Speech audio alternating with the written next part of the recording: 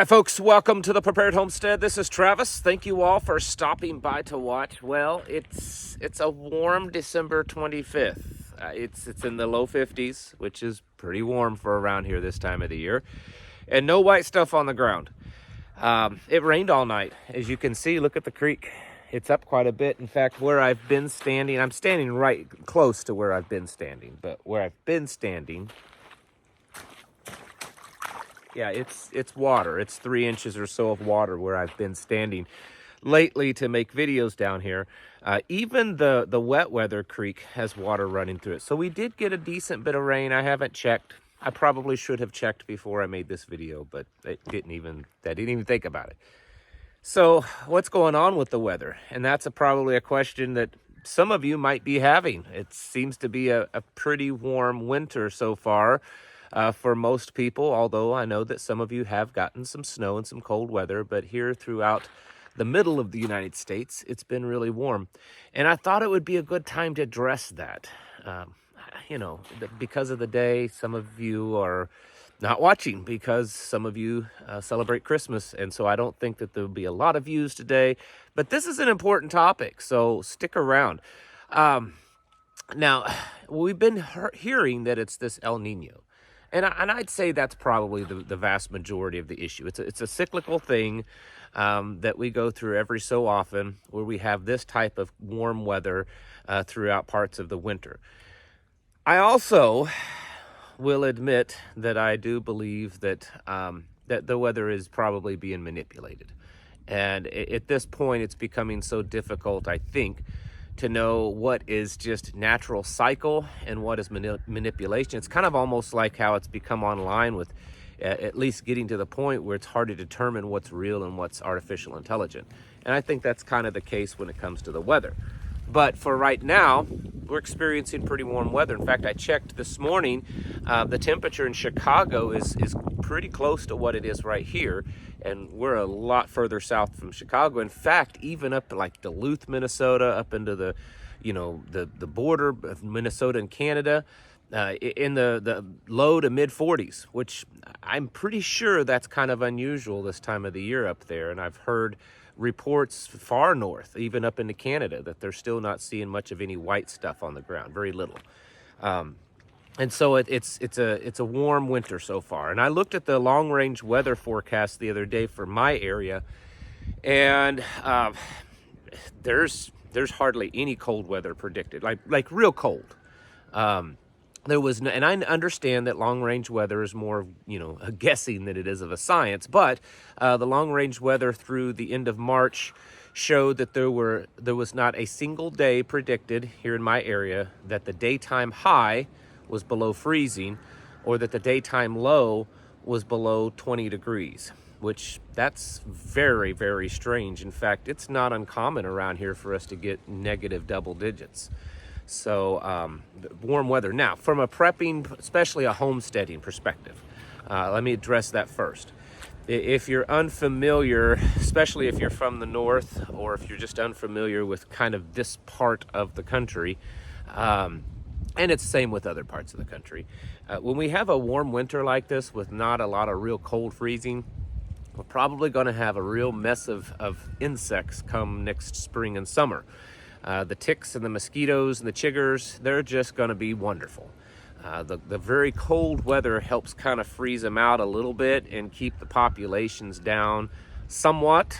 But yeah, if it's going to be like this all winter long, probably very little chance of that. So you should start preparing now what you're going to do. I posted a video.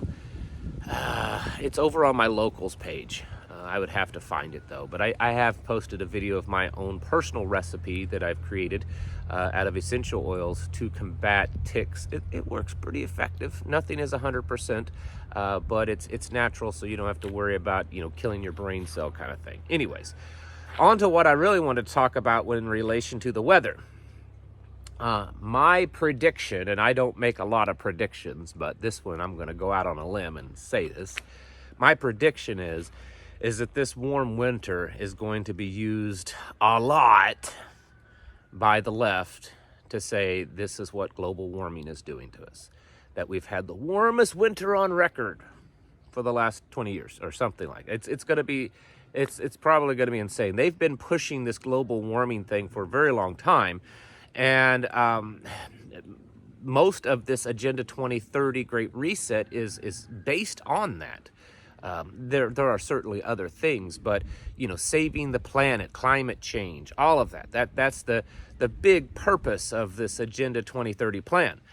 And here we have, right when things start to really heat up with it, because again, there's just a few more years. We've got a week now before we're into 2024, so that means we're 6 years away from a 2030 agenda, not very far away. And they're going to use, I believe, this warm weather that we're having this winter as a catalyst to push even further their globalist, communist, Marxist, satanic plan.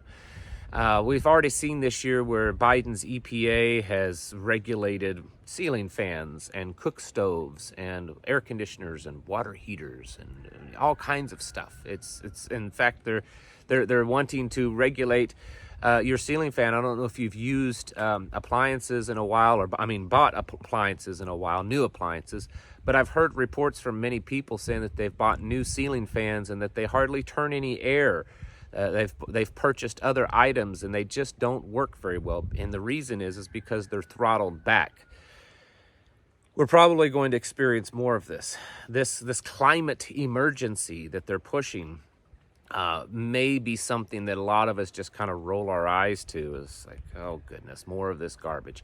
But I assure you, it's going to be used as a way to manipulate and control you. It'll be used as a catalyst to push their green plans, which include, RFID chips in you, different types of digital identification, digital currencies, social credit scores, especially 15-minute cities, little pod houses, tiny cars, getting rid of your old combustible engines, all of that kind of stuff is going to be used. And this winter could be a big thing as a catalyst. Now, the question is it just a coincidence that we're having this El Nino warm winter right as when they're really, really pushing hard an election year and right before Agenda 2030? Or is there something else going on? Honestly, I don't know. It's going to rain again. I don't know, but I suspect it could be a little bit of both. This is a serious issue. I understand this isn't the flashy issue. I understand this isn't the fear-mongering, oh my goodness, the sky is falling, we're all going to die issue, big World War III event kind of thing. But this is a serious event, the serious thing to talk about, because this is at the core of really a major focus for this huge agenda-changing plan that they're pushing upon us, is the environment. And here we have, a pretty warm winter. I'm wearing a light, lined shirt here, but honestly, I could run around in a long sleeve t-shirt and be just fine today. The only thing that's keeping it somewhat cool is that it's cloudy, but the air temperature is not bad at all. If it wasn't wet in this temperature, if it was dry with this temperature, it'd be really nice. The wet just kind of adds a little bit of coolness to it. This is something that we're going to have to be prepared for, folks. Now, what about actual climate change stuff? What about actual, the planet changing and doing things? Well, it does that, okay? It's cyclical, it does that, but it does affect us. And so when it comes to your food production, which should be paramount, you're going to have to make alterations to that also. The last couple of years, I've talked about that during garden season, of how I use now over, not all the garden, but a lot of the garden, I use shade cloth.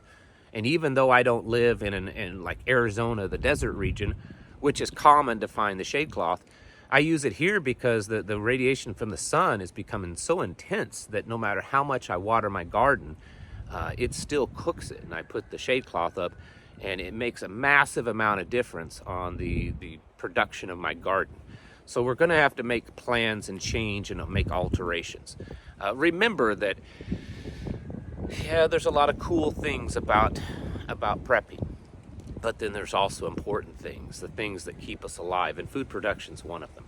If you're not producing a lot of food right now, or if you're not planning on producing, if you're not doing all the things that you need to be doing, getting your ducks in the row so that when it's planting season, you're going to go full crazy into it, or animals or whatever it is, some type of food production, you're behind the curve, okay?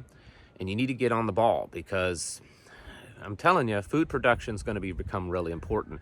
And I've been warning people about this for a long time, not just because of some kind of famine or anything like that, but your food is going to get to the point, and I think much sooner than we think, that you're just not going to want to eat it. You're not going to want to eat the stuff. There's so much bioengineered. They're now putting bug protein in things. There's been all kinds of reports of the thing being tested out and to put into types of food, how it could work that way. You don't want to be eating that kind of stuff.